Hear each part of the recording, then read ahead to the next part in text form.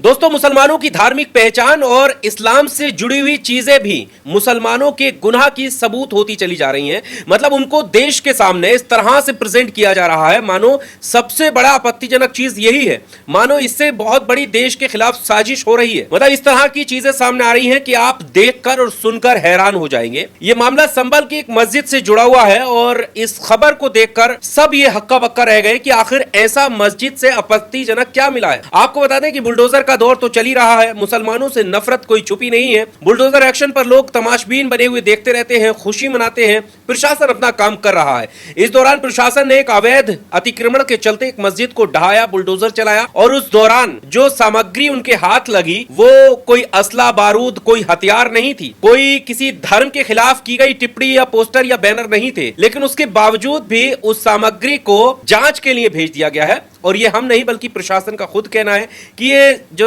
आपत्तिजनक सामग्री है ये जांच के लिए भेजी जाएगी कि इसके क्या मायने हैं। सामग्री क्या है ये स्क्रीन पर आप देख ही रहे होंगे। इन तस्वीरों को आप देखिएगा, इन तस्वीरों में आपको कुछ और नजर नहीं आ रहा होगा।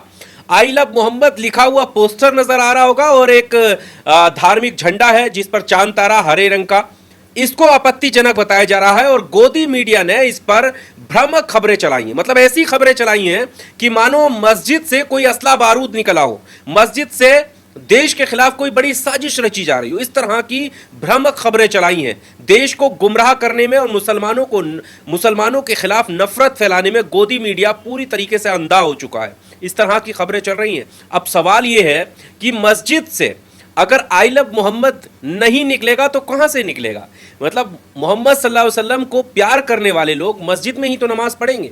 ऐसा तो नहीं है कि मस्जिद से कोई तख्ती निकली और किसी दूसरे धर्म के खिलाफ कुछ आपत्तिजनक लिखा हुआ हो, देश के खिलाफ कोई आपत्तिजनक लिखा हुआ हो या किसी समुदाय विशेष के खिलाफ कोई आपत्तिजनक लिखा हुआ हो। कुछ भी वैसा नहीं था।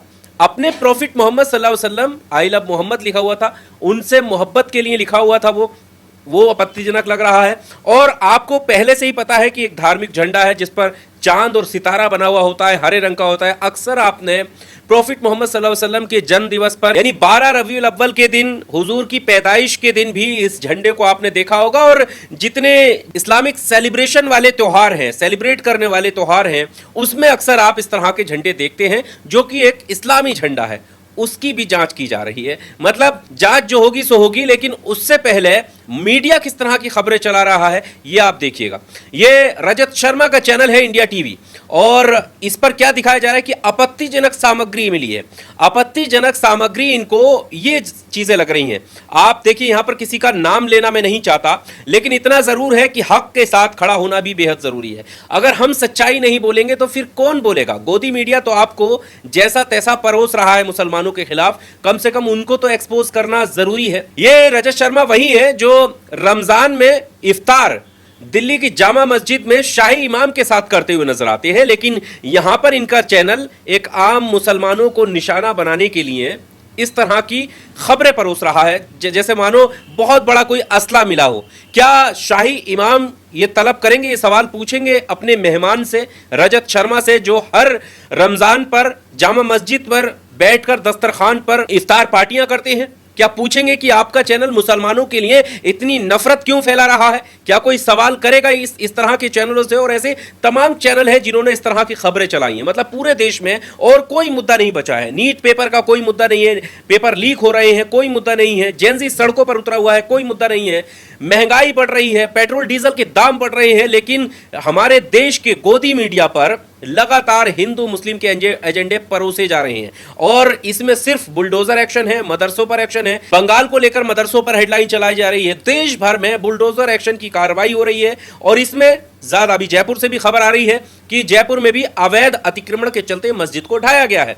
लेकिन सवाल यह है कि क्या पूरे देश में अवैध अतिक्रमण जो है वो क्या सिर्फ मुसलमानों ने कर रखा है? इस देश में सिर्फ मुसलमान तो नहीं रहता है, बाकी लोग भी रहते हैं और बाकी लोगों की धर्म के हिसाब से उनके धार्मिक स्थल भी बने हुए हैं।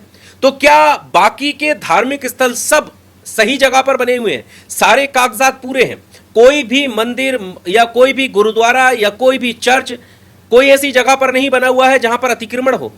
यहां तो आप देखेंगे पार्कों में भी धार्मिक स्थल नजर आते हैं, सड़क पर भी धार्मिक स्थल नजर आते हैं, चाहे फिर वो दरगाह हुआ, चाहे वो मंदिर हुआ या बाकी। लेकिन सवाल यह है कि निशाने पर सिर्फ एक ही धार्मिक स्थल क्यों है? क्या इस पर सवाल नहीं उठना चाहिए? क्योंकि जब मंत्री जी शपथ लेते हैं तो बिना द्वेष और भेदभावना के काम करने की शपथ ली जाती है, संविधान की शपथ ली जाती है। लेकिन उस संविधान की शपथ को इतनी जल्दी भूल कैसे जाते हैं? और सवाल यह भी है कि प्रशासन जो कानून का राज स्थापित करने के लिए होता है, कानून को सही ढंग से लागू कराने के लिए होता है, क्या प्रशासन भी सही तरीके से काम कर रहा है? ये बड़ा सवाल है। क्या प्रशासन को नहीं दिख रहा होगा कि वो जो काम कर रहे हैं क्या वाकई वो संवैधानिक मान्यताओं का पालन कर रहे हैं? सवाल यही है। बहरहाल, लेकिन मुसलमानों की पहचान से जुड़ी हुई चीजों को इस तरह से सामने रखा जा रहा है, क्रिमिनलाइज किया जा रहा है उनको, कि इन्हें देखकर ही ऐसा लगने लगे, इस चांद तारा को देखकर ऐसा लगने लगे कि ये बहुत बड़ी साजिश है।